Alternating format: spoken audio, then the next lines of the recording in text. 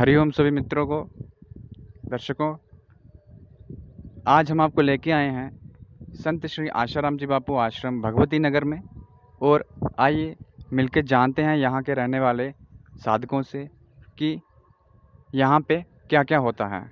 चलिए मेरे साथ।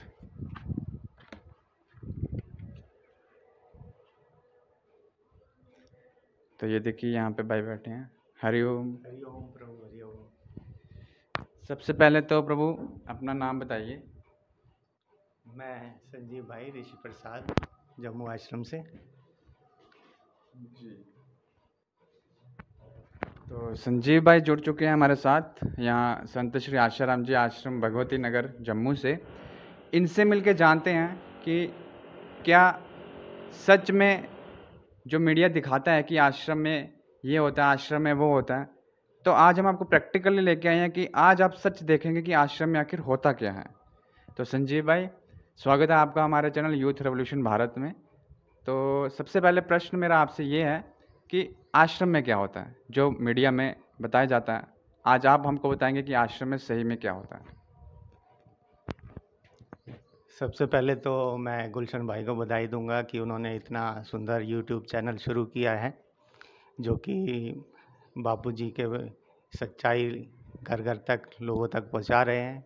हमारी धर्म और संस्कृति का प्रचार बहुत ही अच्छे तरीके से वो कर रहे हैं। और हमारे आश्रम जो बापूजी के पूरे विश्व भर में, सिर्फ जम्मू में ही नहीं पूरे विश्व भर में आश्रम हैं। लगभग 400 के आसपास आश्रम हैं, समितियां हैं और अनेक सेवा कार्य आश्रम में और बाहर भी समितियां सेवा कार्य हैं। बापूजी थे तब भी चल रही थी और बापूजी के जाने के बाद 8 साल से लगातार सभी सेवाएं, चाहे गौशाला की सेवा हो, जहाँ पर गायें जो कत्ल खाने जा रही थी गायें, उनको ला के बहुत ही सुंदर तरीके से उनकी व्यवस्था की गई है। और गुरुकुल, सभी गुरुकुल चल रहे हैं पूरे देश भर में। बच्चों को वैदिक शिक्षा, आधुनिक तरीके से वैदिक शिक्षा दी जा रही है। और इसके अलावा हमारे आश्रमों में भंडारे वगैरह चलते हैं, लंगर वगैरह। गरीबों के लिए गेहूँ, चावल, आटा, दाल और तेल वगैरह भी महीने में एक बार गरीबों में बांटा जाता है। और इसके अलावा ऋषि प्रसाद की सेवा के द्वारा घर घर में बापूजी का ज्ञान, सत्संग, हमारे शास्त्रों का सार सार बातें आती हैं उसमें, जिसमें बच्चों के लिए बाल संस्कार, बड़ों के लिए, युवाओं के लिए कैसे अपना जीवन में संयम लाएं, अपना भविष्य उज्जवल करें, आदि इस तरह के हमारे सेवा कार्य चल रहे हैं। जी धन्यवाद। संजीव भाई से हमने जाना कि आश्रम में सही में क्या क्या होता है। मेरा अगला प्रश्न आपसे ये है कि मीडिया में आए दिन हम देखते हैं कि हमारे संतों पे अनर्गल और झूठे आरोप लगाकर उन्हें भी कहो, लेकिन हमारे हिंदू धर्म पे ये लोग आघात करते हैं। तो मीडिया जो चीज़ दिखाता है, क्या वो ऑथेंटिक होती है या सिर्फ वो अपनी टीआरपी के लिए, पैसा कमाने के लिए लोगों को गुमराह करते हैं, लोगों की भावनाओं के साथ वो खेलते हैं? इस पे आपकी क्या राय है? देखिए, सबसे पहले तो हम लोगों को यही पता नहीं है कि वास्तव में जो मीडिया हमारे देश में मीडिया काम कर रही है, वो पूरी तरह से विदेशी मीडिया है। वो देशी मीडिया नहीं है। उसमें काम करने वाले भले देशी हैं, लेकिन उनको चलाने वाले सभी विदेशी हैं। और वो लोग हिंदू धर्म के खिलाफ ही बोलते हैं, क्योंकि उनको मिशनरियों के द्वारा प्रेशर या लोभ लालच के द्वारा वो इस तरह की चीज़ें दिखाते हैं। और बापूजी के बारे में इन्होंने जो है एक षड्यंत्र के तहत, क्योंकि वह हिंदू संत हैं और हिंदू संतों को बदनाम करना मिशनरियों का शुरू से ही ये लक्ष्य रहा है। इस कारण ये लोग जो है बापूजी के लिए इन्होंने एक टारगेट के तहत जो है मीडिया ने लगातार इस तरह से कुप्रचार किया। तो हमने जाना संजीव भाई से कि किस प्रकार मीडिया जो है वो लोगों को एक किस्म से फेक न्यूज़ दिखा के गुमराह करती है। हमने ये देखा कि जिस तरीके का आरोप पूज्य बापूजी पे षड्यंत्र करके लगाया है, ऐसा ही आरोप तहलका न्यूज़ के एडिटर तरुण तेजपाल पे भी लगा था। पर अभी पिछले कुछ दिनों में हमने ये देखा कि उसको ज़मानत दे दी जाती है। कोर्ट उसको ज़मानत दे दी जाती है, जबकि उसके साक्ष्य थे, उसकी सीसीटीवी फुटेज भी थी, क्लियर सबको मिल रहा था। लेकिन फिर भी इन सब बातों को नकार कर जो कोर्ट है वो ज़मानत दे देती है।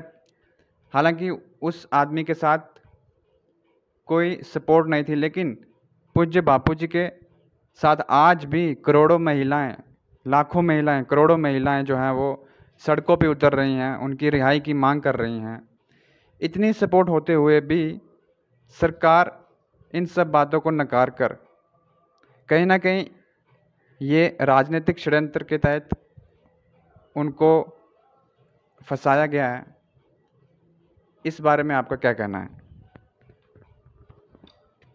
देखिए, जो तरुण तेजपाल का केस था उसमें पूरी तरह से सब चीज़ प्रूव हो गई थी। उसके बाद भी उनको ज़मानत मिल जाती है।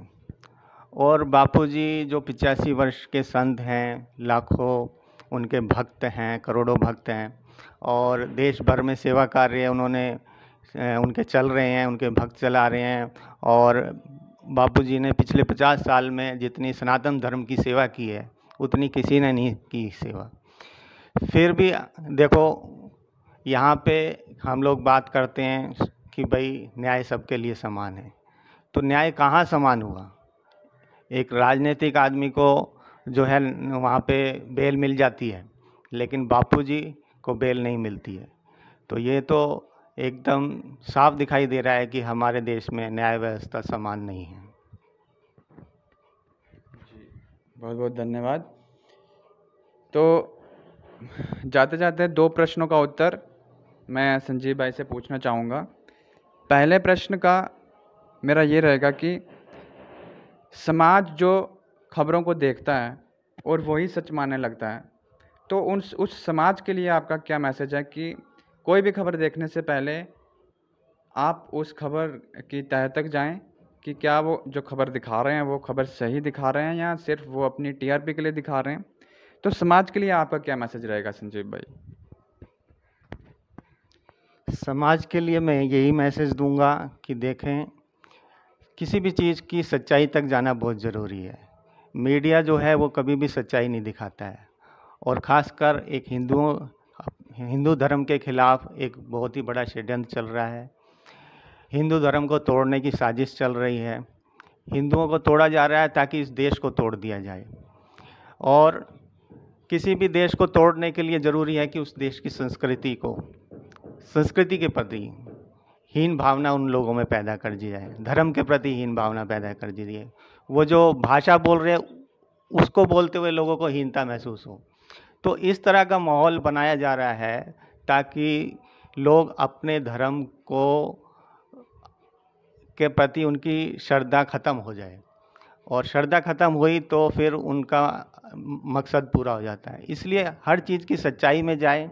हमारे धर्म गुरु संत महात्माओं ने क्या ज्ञान दिया हमें, कैसे उन्होंने पूरे देश भर में जगह जगह सत्संग किया है, और कैसे उनके सेवा कार्य चल रहे हैं।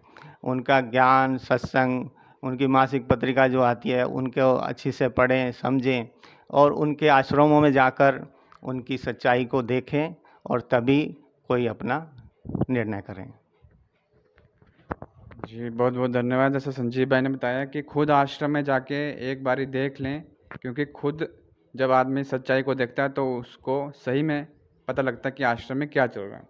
और मेरा अंतिम प्रश्न जो है वो संजीव भाई से रहेगा कि भारत की सरकार से आप क्या कहना चाहते हैं पूज्य बापूजी की रिहाई के लिए? देखिए, सरकार से मैं ये कहना चाहूँगा कि अभी जो सरकार है वो एक हिंदूवादी सरकार है, और हिंदुओं को उनसे बड़ी उपेक्षा है, क्योंकि पिछले 60-70 सालों से हिंदुओं की आवाज़ को दबा दिया गया। तो अब हम लोग चाहेंगे कि देश में जब हिंदूवादी सरकार है तो हिंदू संतों के लिए, हिंदू धर्म के लिए और हिंदूवादी जो भी हमारे संगठन हैं उनकी रक्षा के लिए वे अवश्य इसमें कदम उठाएं। और ख़ासकर बापूजी के लिए जो पूरे विश्व में जिनका विश्व में लोग जानते हैं, शिष्य हैं उनके, मानते हैं उनको और उनके सेवा कार्य चल रहे हैं और 85 वर्ष उनकी उम्र है। और अभी कोरोना की वजह से उनको काफ़ी, कोरोना होने के बाद अभी भी काफ़ी उनको जो है साइड इफ़ेक्ट्स वगैरह हुए हैं अंग्रेज़ी दवाइयों के कारण। तो उनको आयुर्वेदिक ट्रीटमेंट दिया जाए और उनको जल्दी से जल्दी रिहा किया जाए। जी बहुत बहुत धन्यवाद संजीव भाई। तो देखा आपने, आज हम आपको लेके आए थे संत श्री आशाराम जी आश्रम जम्मू में, और संजीव भाई से हमने जाना कि कैसे भारत की संस्कृति को तोड़ने का प्रयास ये विदेशी लोग कर रहे हैं। तो सभी का धन्यवाद हमारे साथ जुड़ने के लिए। जो लोग हमारे साथ पहली बार जुड़ रहे हैं वो कृपया वीडियो को शेयर कर दें व चैनल को सब्सक्राइब कर दें। धन्यवाद। हरिओम।